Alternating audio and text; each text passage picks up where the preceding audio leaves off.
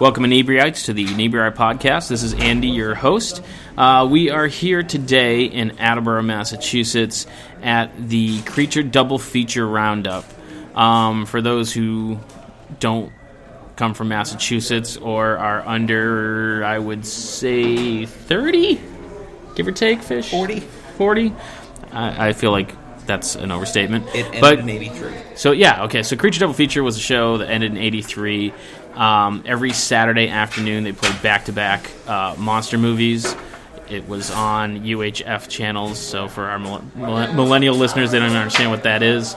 And it was one of my favorite things growing up. After Saturday morning cartoons were over, got to watch Creature Double Feature, Godzilla, Mothra, Gamera, all those great things. And this is a group that really loved that show and are kind of honoring it with this little convention that they put on. And so they invited us here to record. So we figured we'd come down, talk to some people, get their opinion on monster movies and Creature Double Feature in general, and just kind of enjoy the day. And there's vendors here, there's art here, and there's all sorts of fun stuff. And so that's pretty much it. Let's get into the interviews.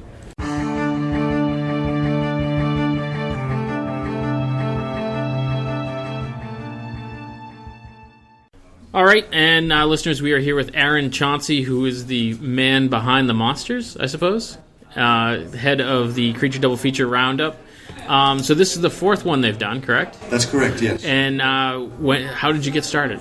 Well, it all started when I had my son. My wife had my son, and he got a little bit older.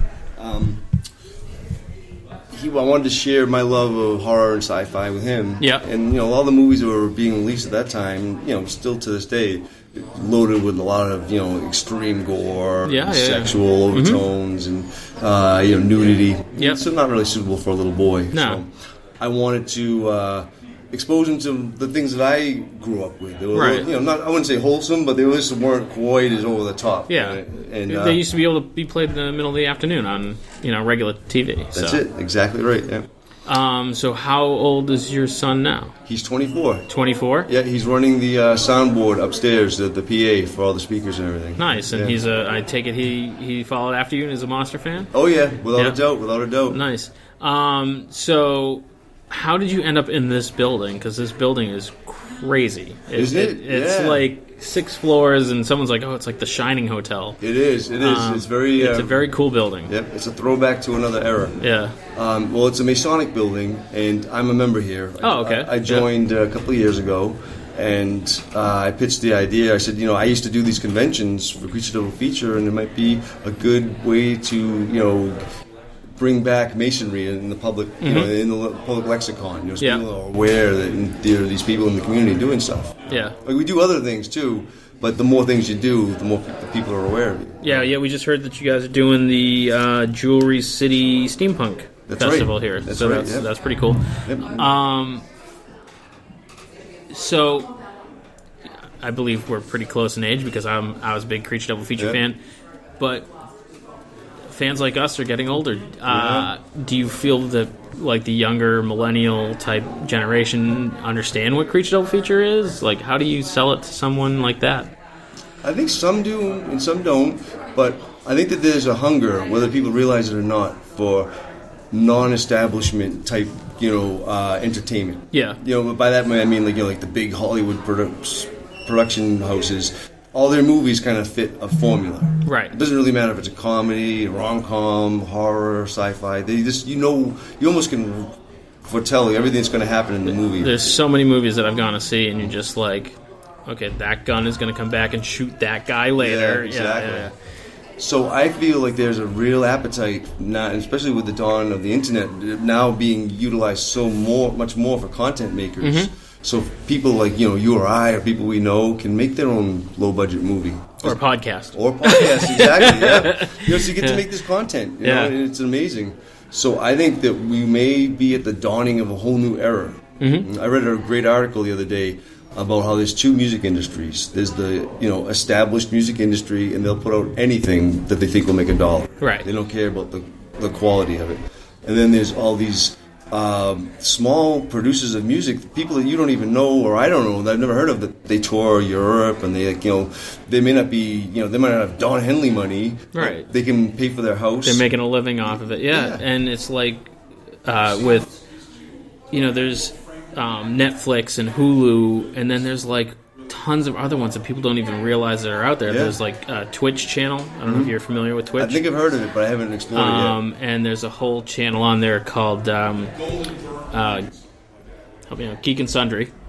And it is a TV station. Like, they have full production value. They have shows that play on a regular basis, but they're to a very niche genre, and it's celebrities in escape rooms, and then voice actors playing Dungeons and Dragons, and then that's awesome. They have 30,000 subscribers, and it's like, that's nothing to laugh at. I mean, they're really, it's amazing what the internet has been able to do.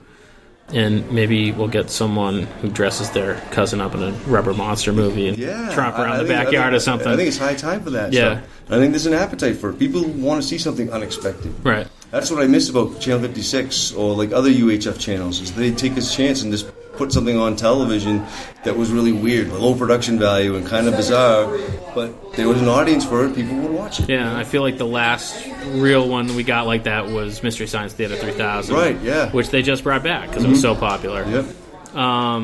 So thanks for putting this convention on for us. Oh, my pleasure. I'm sure it was a lot of work. Oh, yeah, it is. A lot of stress, too. Yeah. Oh, I bet, yeah. And anything we can do to help, we're always here. Are you going to do another one next year? Or we're trying to figure it out. It's definitely not off the table. It may happen. Yeah, because they haven't been every year, right? They were at first. The first 3 were every year. Yeah. And then Matt, one of my partners, his wife had a baby, so he was kind of taking. He was on the sidelines. And family stuff always happens. Yeah. And there's just no way I could undertake this by myself. Right. And now that I'm a member of the lodge, I have a support network here, and we have Ken Catino, who helped out with doing all the artwork. Great. Yep. Yeah, awesome person, terrific artist, and he has a real passion for it.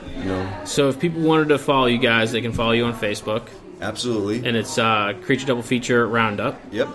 Are you on? Is there an internet web page, or what would that be? That's cdfroundup.org. cdfroundup.org. Excellent. And just out of curiosity, have you had any contact from any old people that worked at 56 that have? Well, the first year we did it, we reached out to Tom Evans, who was the voiceover, the talent for all the the bumpers and stuff. Yeah, and he came out and we met him. And nice. He was at our very first convention in Attleboro at the high school, and we worked really hard to get him here this year. Yeah, and it just couldn't happen. Yeah, but we interviewed him, and that's in the back of the program. Oh, that's very cool. Nice. And he loves the fact that people remember him. He's very advanced in age now. I think if he's not 80s, he's in his late 70s. Yeah. And it was great to meet him. For me, that's like meeting Clint Eastwood or something like that. Right, yeah. It's so funny, the people that you nerd out over, and other people are like, I don't even know who that is. Yep, exactly. But yeah, it's been a fun time today, and thanks for having us. And, oh, no problem. My pleasure. Thank you for coming, and thank you for putting the word out. No problem, man. It means excellent. A lot. Thanks. Great. Thank you. All right.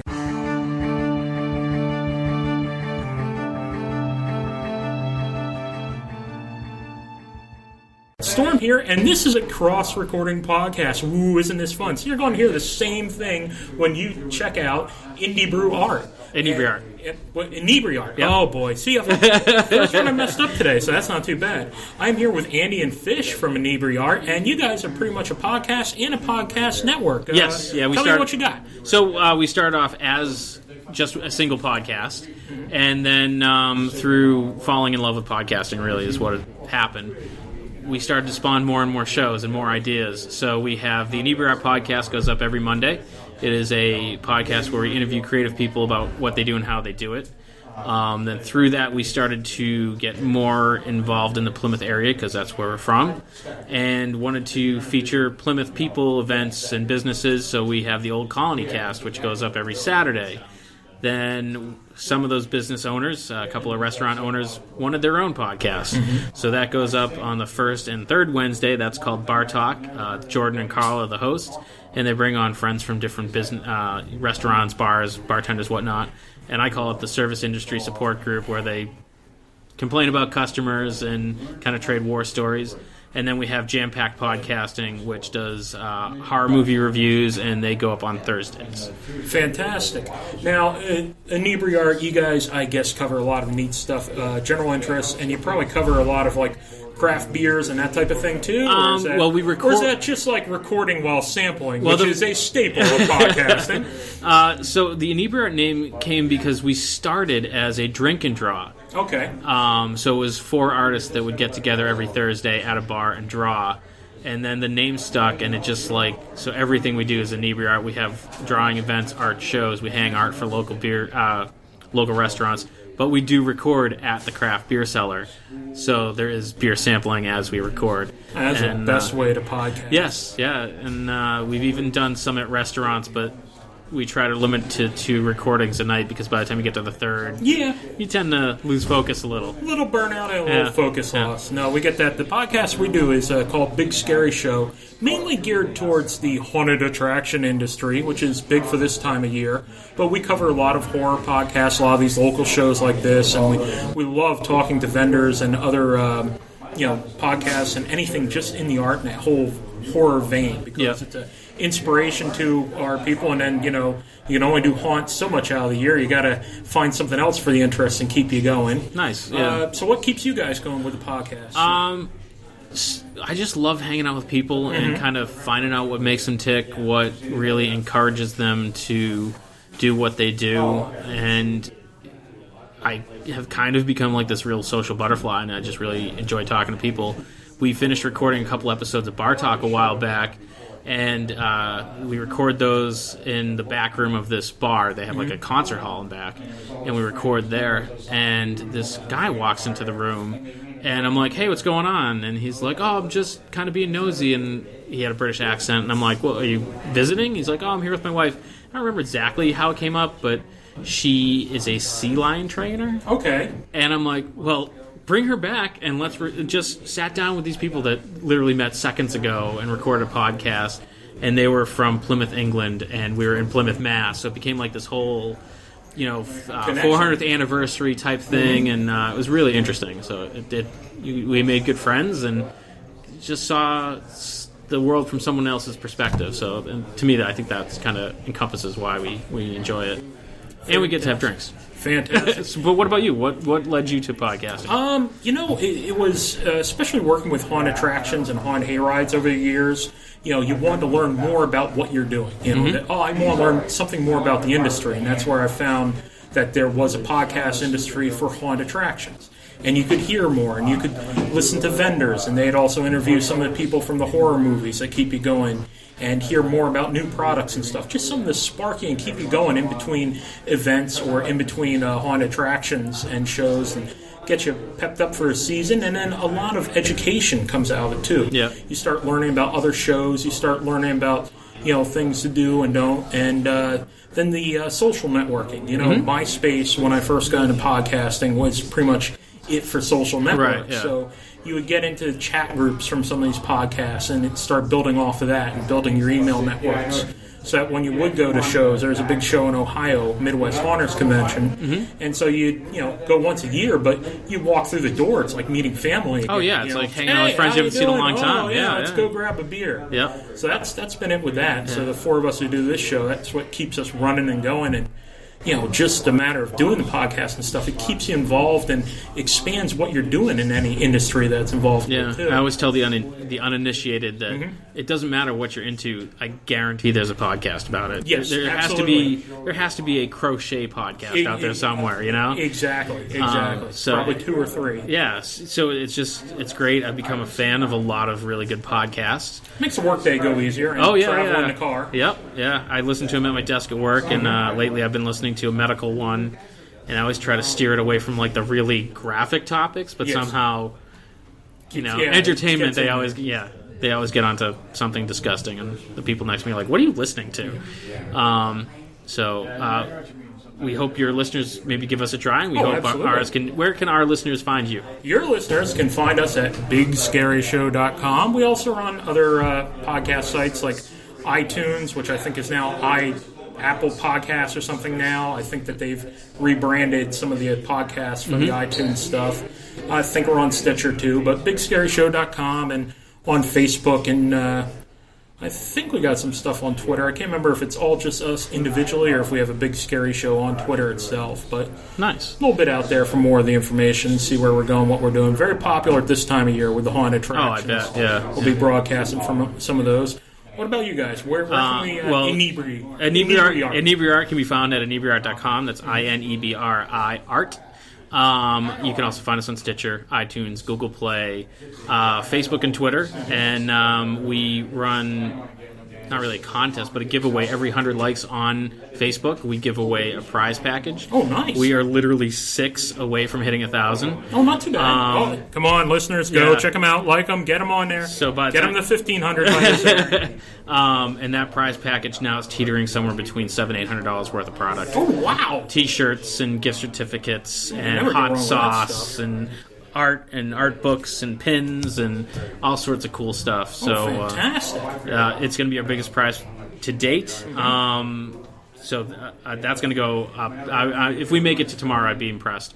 But when we hit 1,100, we'll give away more stuff. Awesome, fantastic. And Fish, what about you? You the tech guy? I'm just here. I do all the tech. This is about as much talking as any episode will have me do. It's just I'm the quiet one. I'm more comfortable that way. He's the best eye candy I can afford. Oh, well, there you go. Yeah, I just can tell he doesn't. That's why when we do our recordings, we do interviews, and one of the things is a roundtable. We do it by Skype, and it's funny because the four of us don't have cameras, and it's because we all have the voice for radio. The face for radio. Yeah. Sounds good. Thank you very much. Hey, where are you guys? You got any shows or anything coming up soon? As far as conventions, we're going to be at Super Mega Fest. Okay. In November. And I think that's it right now. Yeah, I mean... Because we've been looking at a couple of, the dates, are always kind of not Dates are always tough, and some of the shows, some are getting big and going to different stuff, and other ones, you got to make sure it's worth the time, too, which is real good. So, fantastic. Glad to meet you guys. Awesome, thank you. Awesome. Nice meeting you, too. And our listeners, make sure you check out the Big Scary Show. Yep, and Inebri-Art.com. I need to go find a water or something. Yeah. Thank you, gentlemen. Awesome, thank you.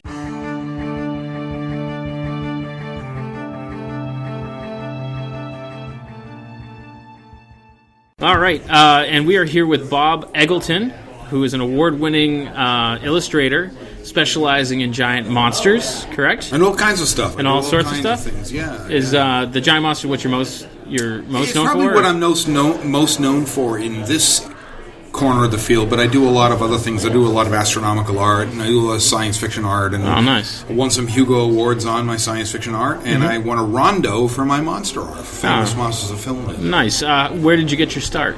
Oh, boy. I started drawing monsters when I was about 4 or 5 years old. Yeah. And I already figured out what I was going to do in high school. And the rest was history. And it was all dovetailing with what we're dealing with here with the Creature Double Feature and everything. Mm-hmm. Did you then go on to art school after high school, or did you just kind of start? I went to a school, and they were all right. They just weren't into, at the time, late 70s, they were into this non-representationalist art, which means, you can't be a fan of Frazetta or something. Right. It's no, I don't like that stuff, Yeah, we come from Plymouth, and there's a really strong art scene there, and it's kind of like two factions. One is very much like lighthouses, sailboats, and still lifes, and the other is kind of anything goes. If you say you're giving advice to someone, and they're kind of stuck in an area that's very or kind of just opposite of what they would like to do, what would you advise them? How would you encourage them to kind of stick to it? Stick to what you love the most. Just stick to the course on what you love, and don't let anybody tell you this won't work or this won't work or this won't work, because it's really the out of the box thinking that works. And don't get stuck in a rote. Don't get stuck in sort of one thing you do and that's it. You just be diversified in every way. Try to pick up new mediums and that's right. Absolutely, experiment all the time. Art is not. It's a constant series of experimentation. Yeah, we have an artist group that meets once a month in a life drawing event, and I love when someone new will bring in like a new brush pen or Sure, yeah, something. Then it absolutely. kind of like goes Yeah. down the line, and let me try that. Let me try exactly, that. Yeah. So it's just great. What is your standard medium that you work in? I work in oils and I work in acrylics and I work in all kinds of things too. I work in ink work and things like that too, just to keep the variety going. Because I don't want to get bored with one certain thing that I do. Yeah. And so I'm assuming you're a monster movie fan. Oh yeah. What is your favorite? Oh, Godzilla. Godzilla. Evidently, the whole Japanese monster genre, but I also like Ray Harryhausen's monsters. I love the Universal classic monsters. All those are all really great stuff. How do you feel about like the new kind of the resurgence with the new King Kong? Oh, I love that. Kong and they're Skull kind of Island, like my favorite movie. This is a great Vietnam War movie. I'm like, this is great, and I'm really excited about how they're kind of like working them all into the same universe. I think exactly. Really and then we're going to have some exciting times, and we're having the Godzilla Anime coming out of Japan later this year. Oh, really? And they're calling him Groupzilla because he looks very different, and he looks like he's made of roots. He's really weird looking. And then in 2019, we get Godzilla King of the Monsters. Yeah. And the last Godzilla animated, I remember it had like Godzuki, and I remember watching that as a kid. And I loved it as a kid. And Godzilla, and then in 2020, we're going to get Godzilla versus Kong. Oh, really? Yeah, and that'll be great. And it's going to dovetail into each other. And Godzilla King of the Monsters is going to have Rodan and King Ghidorah and Mothra in it as well. Oh, nice. That'll be great. Have you been in contact with anyone? Are you working on anything with those? No, not yet anyway. Yeah. No. Nice. Well, not nice, but... so what was your favorite project that you got to work on? It depends. I did a lot of nice Famous Monsters covers. I did a lot of nice stuff with IDW. I actually illustrated their Godzilla in Hell book, painted it, which worked out really well. So even the interiors, not just the cover? I did the interiors. Oh, nice. How long did that take you? Well, believe it or not, I didn't have a long time, so I had to do 21 pages in 18 days. 21 paintings in 18 days? Yeah, I paid page. So you didn't sleep much? Oh, yeah, I did sleep. Really? I just economized time really well. Yeah. Oh, that's impressive. So, I mean, we kind of get a little bit of a advice for young artists, but do you have any other, like, tidbits for people trying to break into the business? It's changed so much since I broke into things because we have the internet now and it makes it all different.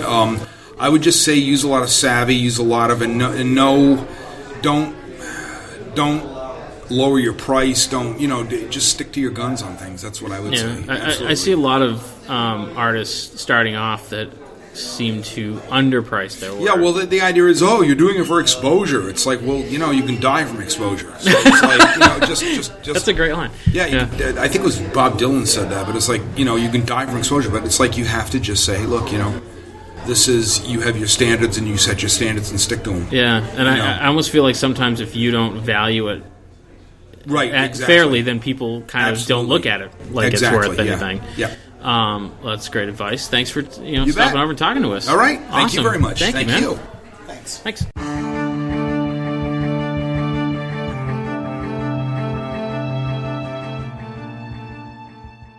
All right, and listeners, we are here with... Hi, I'm Brian Quartermatch.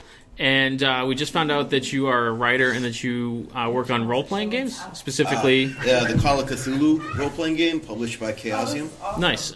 So what got you into writing for a role-playing game? I've been playing the games since I was a teenager. Yeah. I'm a middle-aged guy now, but I've enjoyed it for most of my life, and I particularly enjoy many of these games, but I particularly enjoy the Call of Cthulhu role-playing game. So that's just my love for the game started it. Yeah. And then I reached out some years ago to the publisher, mm-hmm. and they were very kind to, give me a shot. And so I've been sort of freelancing now for a number of years. Nice. So, I'm a big D&D person. So do you kind of, write the monster descriptions, or do you write, modules? What kind of aspect of the game do you kind of focus on? Well, I try to come up with an interesting mystery or scenario. Call of Cthulhu is a horror-based, sort of mystery-based game. So I usually don't start with a monster necessarily. I might start with a mystery, some sort of situation, and then I try to insert how does this sort of intersect, or how could it intersect with the powers of of H.P. Lovecraft's fictional Cthulhu mythos and sort of just kind of take it from there. I try to start with some kind of human hook. Yeah. You know, how do you start with something that at least on the surface seems normal or something of human concern, and then as you peel back the layers of the mystery, you find out there's more to it. So that's how I try to approach it typically. You know, sometimes there's a remit from the publisher. They want you to focus on a certain kind of monster or a certain kind of theme or something like that, and so you have to make sure that you're taking that remit and running with it. But other times it's really, it's just sort of a blank canvas, and you can do what you want. Do you still find you have a lot of time to play role-playing games, or is it like one of those where you get so busy kind of working on them that you kind of lose that? Actually, no. I've been lucky to have a local group that I've been playing with for many years, and a lot of my friends all game. So we play Dungeons and Dragons, we play Call of Cthulhu, we play lots of other games.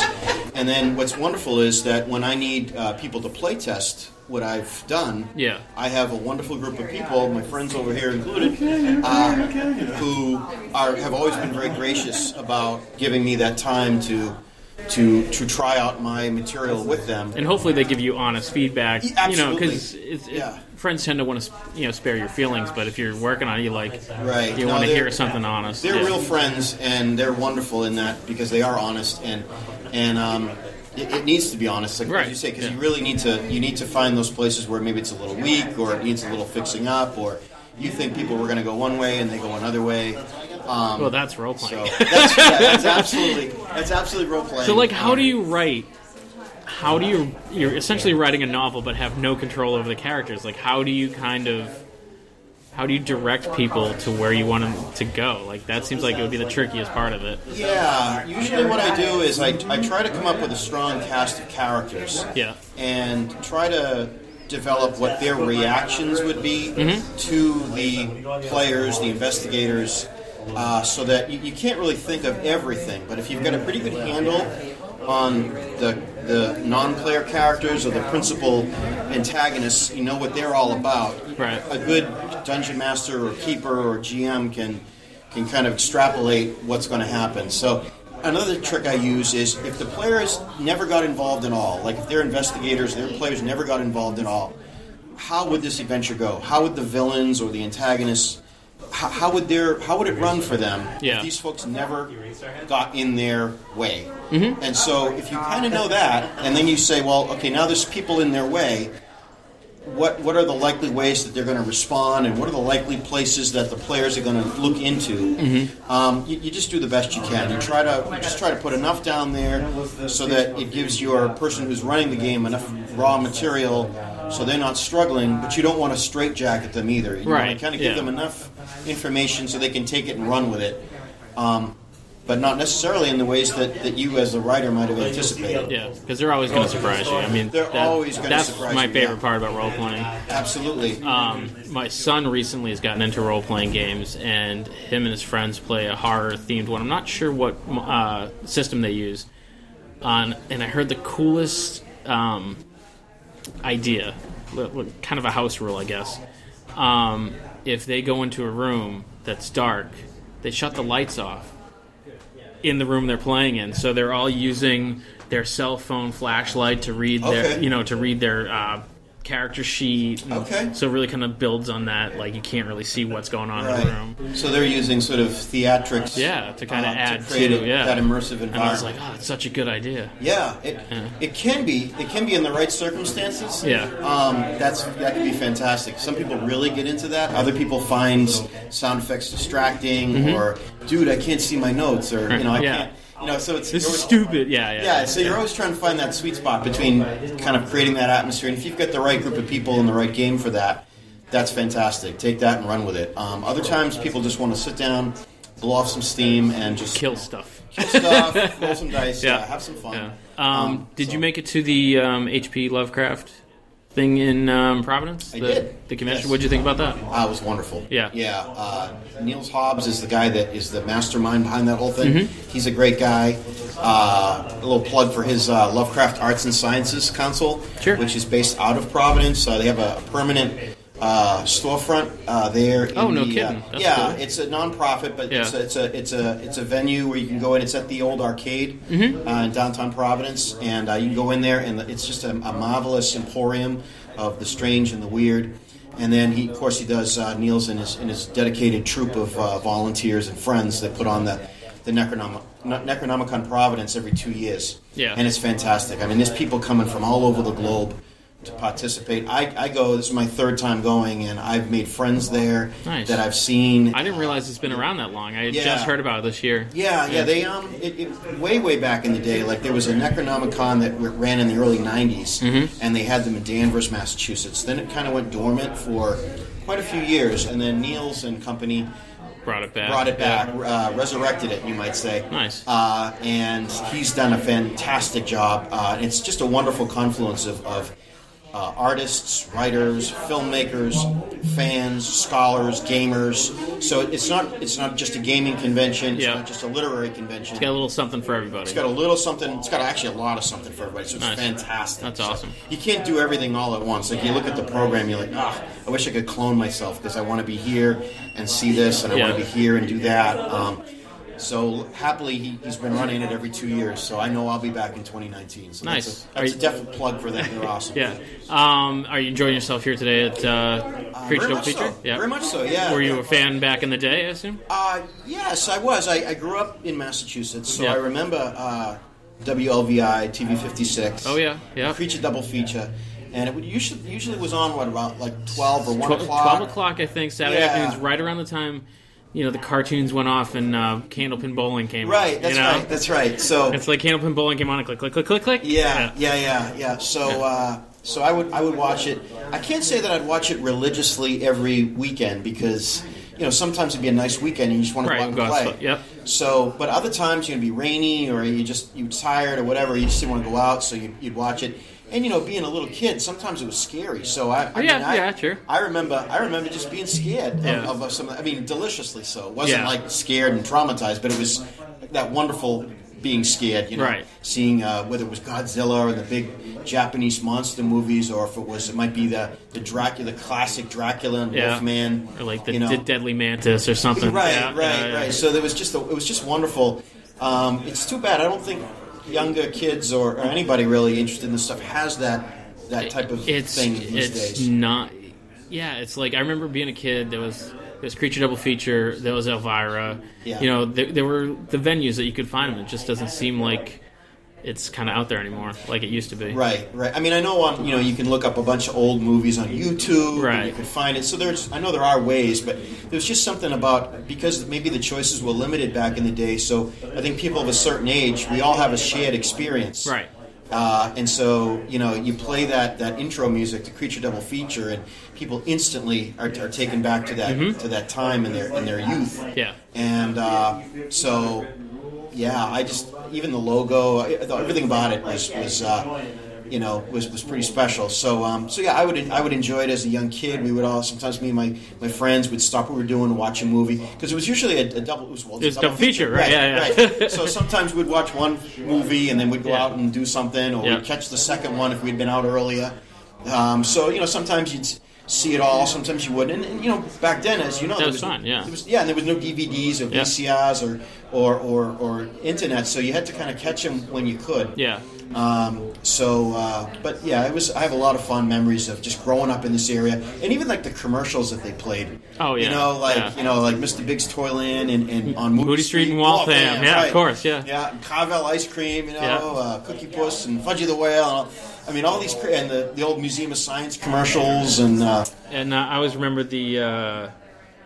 Not the Museum of Science, the aquarium. The girl, I can walk like a penguin. Right. They look like mirrors. What makes an ocean wave? So, God, yeah. Was that it was one of those two. Yeah. So even those, people. I was at Necronomicon Providence, and there was somebody started in on that. Hi, I'm Robillard, and I eat all kinds of candy bars. Yeah. And all of us went through that whole spiel. Yeah. We stopped. Everybody was looking at us. There was like 4 or 5 of us from this area, and we all just. And it's almost like that's something you don't have anymore. It's like we all watch the same thing because we had 4 choices. You know, now there's so many choices that you should watch this. You should watch this. You should watch this. It's almost like there's too much. Right. So. Right. So just a wonderful time. Wonderful time here today to bring back some memories and check out the wonderful vendors tables and we did the locked room upstairs. We didn't make it out. I guess I'm not a good puzzle solver. We tried, but we couldn't. I mean, we of course we got out of the room. Right. By they let you out eventually. They let us out, right? But we couldn't figure out the mystery in time, and so but we had fun trying to do that. So no, this is great. This is just people getting together and having a good time, and so happy to be here today. Awesome. Well, thank you for stopping by. Before we go, who's your favorite giant monster? Oh, definitely Godzilla. Godzilla, of course. Yeah, absolutely. Thanks again, man. All right, thank you.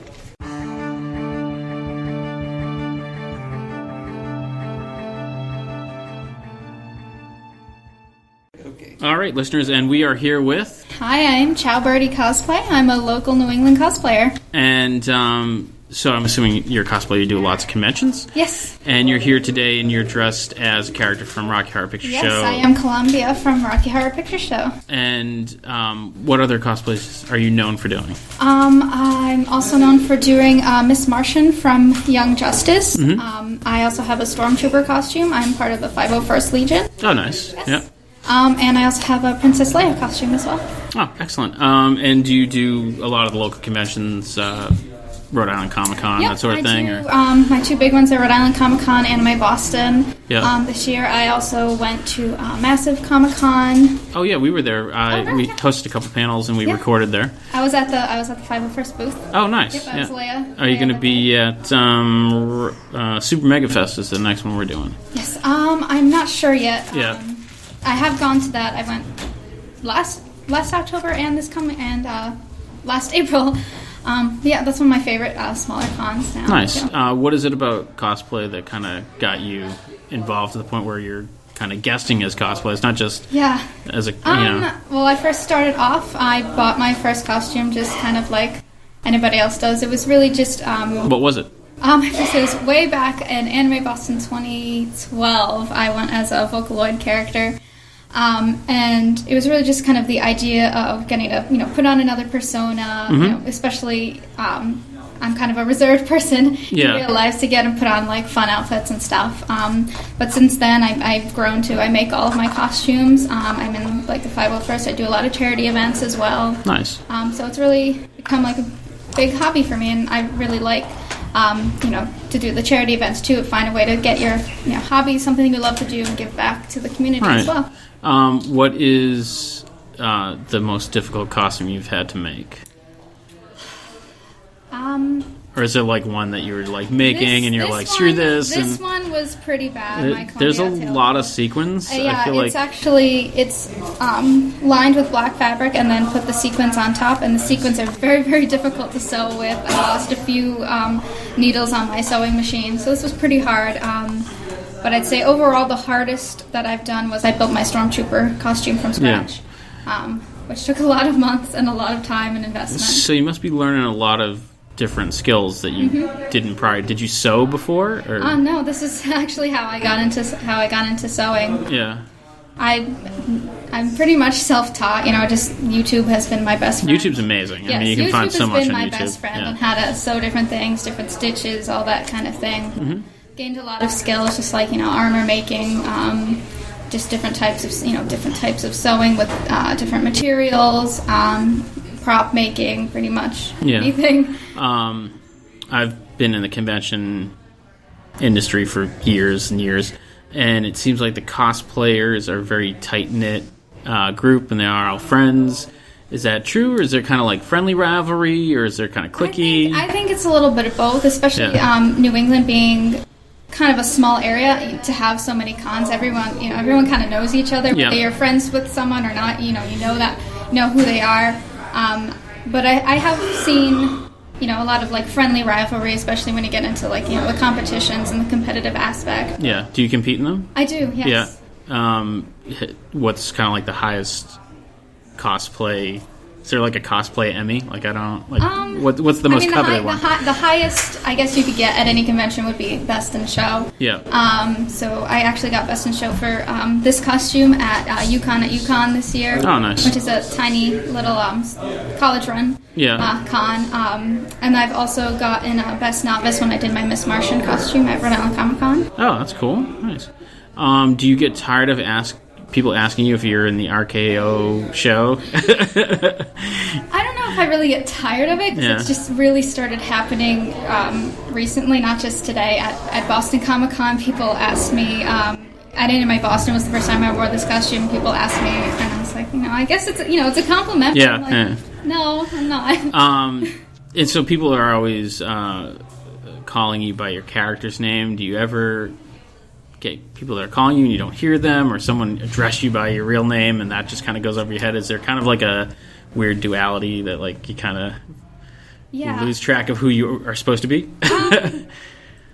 On the weekends that are, like 3-day weekends, and you wear a different cosplay, I kind of have to, it's more in the beginning of the day, I have to put myself in the mindset of like, okay, today I'm Columbia, nobody's, right. No one's going to call Miss Martian. Yeah, no one's going to call Miss Martian, or, I have to, whenever someone says Columbia, like, I got to turn around, that's me. Mm-hmm. But yeah, you kind of just got to get into the mindset. Nice. So for our listeners who are getting into cosplay, specifically my daughter, like, what would be a little bit of advice that you could give them? Is there a specific YouTube channel that, like, is your favorite for the, best advice? Well, my personal piece of advice would be to have fun. I know a lot of people can get really competitive and it can get really catty, but, just stay out of that. It's all about fun at the end of the day. But I'd say for a YouTube channel, one that I found very, very useful was one run by cosplayer Mango Cyrene. Okay. And she does a Cosplay 101 series. So she'll do, I think the first video is just what is cosplay? What can I do with cosplay? And then it goes into, different skills like sewing 101 or armor making 101 or how to pack for conventions. How to prepare for photo shoots. So I think for anyone that is really new to the business, that's a really, really beneficial channel. She gives a lot of useful tips. Nice. And if our listeners wanted to check out your work online, do you have a Facebook page, a website? Mm-hmm. Like, where can they find you? Yes, I have a Facebook and an Instagram. My username for both of those is Chowbirdie Cosplay. Chowbirdie? Yes. Like Bridie? Yep. Okay. Birdie, and then D-I-E. Chow as in Italian. Hello. Oh, okay, so I was thinking CHOW, so I would not have helped anybody. Yep, so I'm on Facebook and Instagram. Oh, excellent. And thank you for stopping by and give us a couple minutes, and enjoy the rest of the show. Thank you Thanks. so much.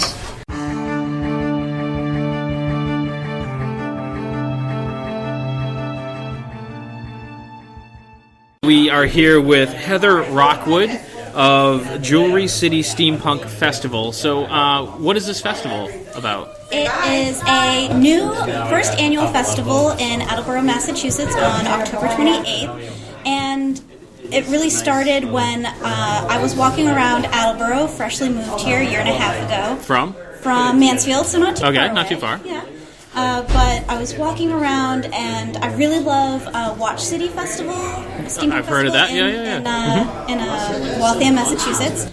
And I saw the beautiful warehouse buildings that we have, and the train station, and the really active public library, and the really closeness from the library to the Industrial Museum, and the Balfour River Walk right there. There's an industrial museum? There's an industrial museum. That sounds interesting. And so I really saw all of these elements, and I thought this would make a really great place for a steampunk festival. And so a little over a year ago, I started asking around at all the venues saying, what would you think about this? And they all went, wow, that's a really great idea. And then the Masons actually contacted me, and they said, hey, we've been looking for someone to run a steampunk festival. So, nice. So is it going to be in the same building here? It's going to be in this hall. I could totally see this being a good steampunk. So what kind of things, what kind of events or guests or type? Yep, we do have one celebrity guest. It's Tim Jones, who is a comic and author, and he writes and draws comics, and he's an author, and he is going to be judging some of our content contests. Oh, nice. He's going to have a table in the Masons Hall, and he is famous for Sour Grapes, which is his comic that he has in lots of different paper publications. I know Tim. Yeah. Yep. And he's actually in Attleboro right now at the Attleboro Farmers Market. Oh, nice. So we're having him, but we're doing authors panels. We're going to have a comics panel with Tim and Hellcat Press. Okay. And we're going to have a gaming room. And on the Balfour Riverwalk is going to be a large kids area, mostly sponsored by the Attleboro Cultural Council. Oh, very cool. Who gave us money for the entire festival, but we're really focusing the attention from them on that event. And so it's going to be very big and active all day long. Mm-hmm. And in the Industrial Museum, we're going to have a couple of programs in the back room there, but it's going to be open all day. It's really cool. If you've never been there, I do. I feel like I need to check that out. You really do. It's so cool. My favorite thing in there is that they have a horse-drawn fire wagon. The whole thing is inside the museum. It's so cool. I just found out yesterday. We're from Plymouth, and a few weeks back I broke my ankle, so I just started physical therapy, and it's in this place called Cordage Park, where it's an old factory where they made rope. Makes sense. And there's a cordage museum in there. That's so cool. Yeah, which Do you get to tie knots? I don't like. I was hobbling in and out of, so I have to go back and check it out when I have some time. So I thought it was very cool. That sounds awesome. Yeah. So for our listeners who may not know what steampunk is, how would you describe steampunk? Okay. I usually recommend say that it's a Victorian aesthetic with futuristic technology. Some people call it retrofuturism. Okay. And you see a lot of people kind of cosplay, but there's also it almost seems to be like a subgenre of everything else. Like there's cosplay steampunk, there's steampunk novels, there's steampunk comic books, there's steampunk art. So it almost seems like no matter what you're into, there's like a steampunk subsection of that. Yes, steampunk is its own thing, but anything can be steampunked. Yeah. Steampunk actually started as a literary movement, and somebody who was an author coined the term steampunk to describe his own writing. Yeah. So from books, it became an artist movement, it became a fashion statement, it became programming, it became vendoring, making stuff, and it became a huge maker culture.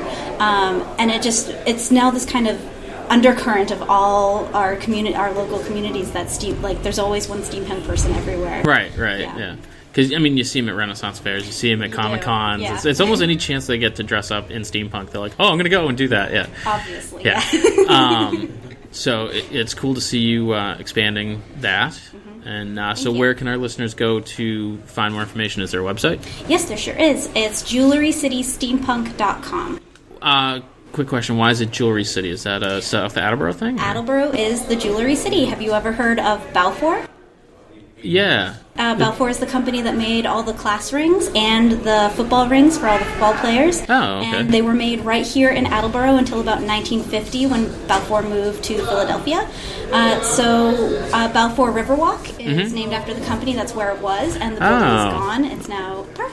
And that's excellent. where part of the festival will be taking place. Oh, cool. Well, thanks for stopping by our table, and we wish you guys the best of luck and hope to see more from you. Thank you so much. Awesome. Thanks.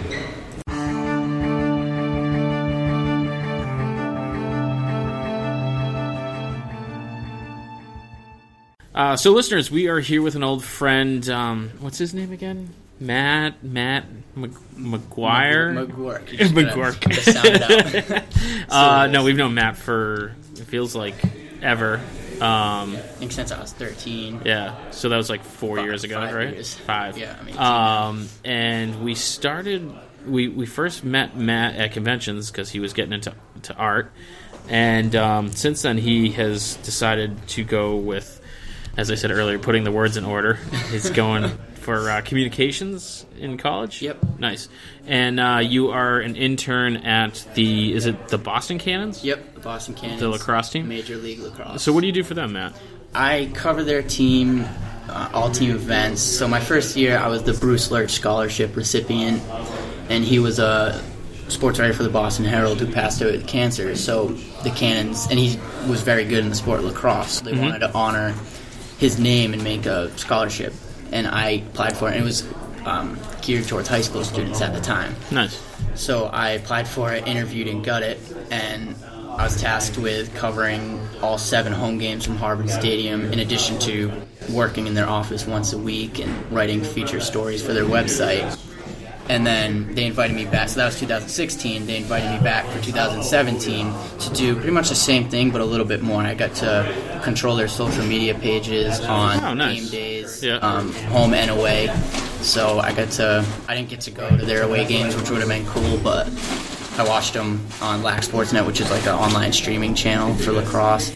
But it was a lot of fun, so I cover all team events, training camp, open tryouts. They don't really practice, so I couldn't get to do that. But I also worked in their office again this year, so it's a lot of fun. That sounds cool. It'll be a good experience for, whatever. Absolutely. So do you want to be a sports writer specifically, or? Yeah, I definitely say that I'm hoping to become a sports writer when I'm out of college. So once you become a sports writer, are you required to follow like a good hockey team, or you can continue to follow Minnesota? Yeah, it's a funny story about that. I kind of geared off of the Wild train last year because they're having a very good season. Then they made a trade for a big slowpoke, in Martin Hansel, and he just brought them down. So like that trade, because they were playing. So you're a fair weather fan, is what you're saying. So I never left the Bruins nation, but I think I'm 100% back there now. Nice. I gotta say, last year I don't think I saw a single game. Really? Yeah, it was unfortunate. Yeah, but hopefully this year I get to watch. No, this year they'll be pretty good. Yeah, they've got a lot of good prospects coming up, so they're definitely not. I don't know if they're a playoff team because their division's like really good this year, but they're gonna be fun to watch. Nice. I mean. So you're here at the Creature Double Feature Roundup.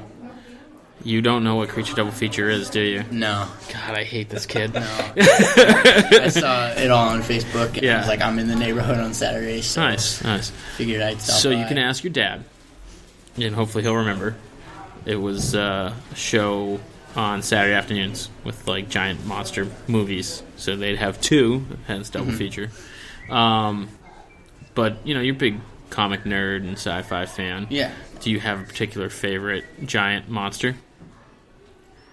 Don't say Matthew Broderick Godzilla, because then we'll just throw you out that window. Go with the cliche answer and say Godzilla. Well, you can like Godzilla, just not Godzilla. The Matthew Broderick one. He's not. I'm not a fan of that guy. So, what else is going on? What else have you been up to? Matt? Not much. Like I said, I switched colleges, so I'm at BCC in Fall River and Attleboro and Taunton now. I'm at 3 out of their 4 campuses, taking general classes and hoping to... Now, do you still draw at all? Or I do here and there. Obviously, not like you guys. I don't come to shows anymore. But I haven't been... I've been kind of out of the shows. I haven't had time to draw. We've been so busy with hanging art and running events and podcasting and all that stuff. It's like I was thinking the other day, I'm like, God, I just wish I had, time to sit down and draw the peanuts. Yeah, shut up. I still do. Like, obviously, you probably noticed I don't do it as, much. Yeah, I haven't seen like anything online. Yeah, I try not. I don't want to say I try not to do art because I like art and I enjoy drawing, but it's like it's one of those things. Like, in high school I played music as class musician, but at some point you got to decide, what do I want to focus my time on? And see, I kind of made that decision. I really enjoyed sports. I enjoyed following sports coverage on social media pages, and I kind of just sat back one day and thought, that's something I definitely want to do. And while I really enjoy making art and, hanging out with you guys, I think I'm still going to do that. And that's one of the things is like you don't have to give it up, but your focus has to.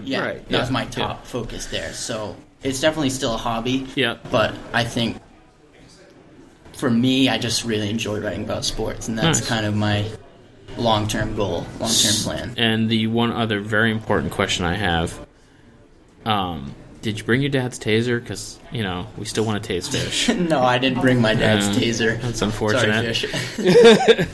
For a while, we were at a show at Memorial Hall, and they had a defibrillator, and I'm like, come on, man. It's like, no. I'm like, just one time.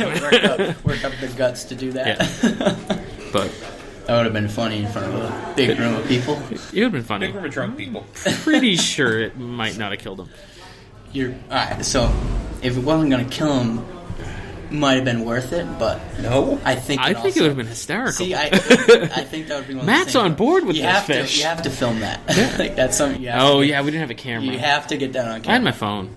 That would have probably Yeah, worked. I mean, quality wouldn't have been top-notch, but... I mean, I could have talked to people. Yeah. Could have made something happen. You would have been YouTube sensation. Well, anyway, Matt, it's been lovely.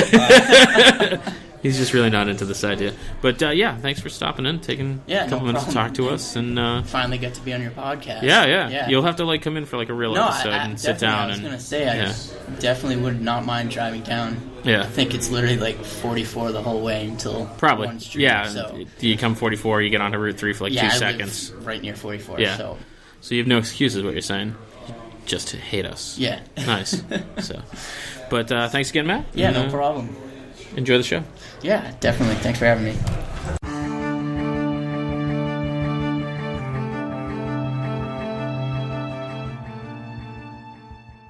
So, listeners, thanks for hanging in with us today at the Creature Double Feature Roundup. We hope that you liked all the interviews. We had a great time here. Thanks for the staff for putting on the show, and hopefully they'll do one next year. We'll come back and check that one out as well, because this is a crazy cool building. It's like 6 floors of kind of creepy old architecture, and it's been a great time. Lots of cool artists, lots of cool people, and make sure you check out our other shows, Bar Talk and Old Colony Cast, and of course Jam Packed Podcasting, all of which have Facebook and Twitter accounts that you can look for. If you want to get a hold of us, leave us a comment or yell at us for doing something, you can email us at Inebri-Art@yahoo.com. You can follow us on Twitter at Inebri-Art, or you can find us on Facebook and check out our events, our contests, our daily drawing challenges, all that sort of thing. And of course, if you follow us on Facebook, every 100 likes, we give away a prize package. And I'm sure by the time this goes up, we will have already hit our 1,000 mark, which is our biggest prize to date. And, of course, there's live drawing the first Monday of every month at the New World Tavern, and you can meet us there, $8 cover charge. You can draw from the model that we provide, and you can bring whatever supplies you want to work in, markers, crayons, you name it, whatever you feel like working in, you can bring. And thanks again for listening, and we'll see you next week.